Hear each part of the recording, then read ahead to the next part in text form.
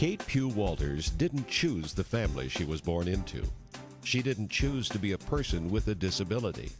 But she did choose to be a philanthropist and an advocate. And in each area of interest, she takes accessibility into account. There are what I call philanthropists, and then there are engaged philanthropists. Kate has written the book on engaged philanthropy. She's out in the community. You don't know where she's going to turn up, serving on a committee or simply coming to an advocacy meeting, and she's just there. She always shows up. I think Kate is a very compassionate and empathetic person. I think she wants to see her community grow and be enriched. And it's not just with her gift of, a monetary donation. It's also her knowledge and her enthusiasm. Force of nature. One thing I love about Kate is that she's direct.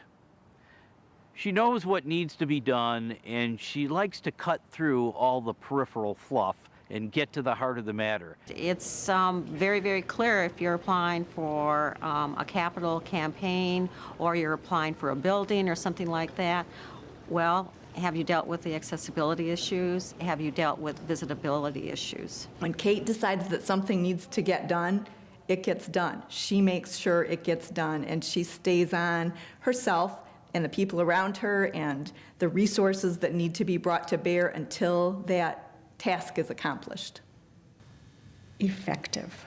If you've been around Kate and watched her do her craft, you know that she is really trying to help an organization understand itself. And it's almost like holding up a mirror and saying, well, have you thought about these things? I'm certain she's going to ask the best question in the room. It doesn't matter if it's one-on-one or in a larger group setting, she's asking good, tough questions, and because she cares, and that's her being Kate. We've learned in this town, if you are going out asking for money, start with Steelcase. And if you can answer all their questions, then you may be ready for the rest. She enriches my life every time I'm with her. She's made the community a better place to live and work and play and exist.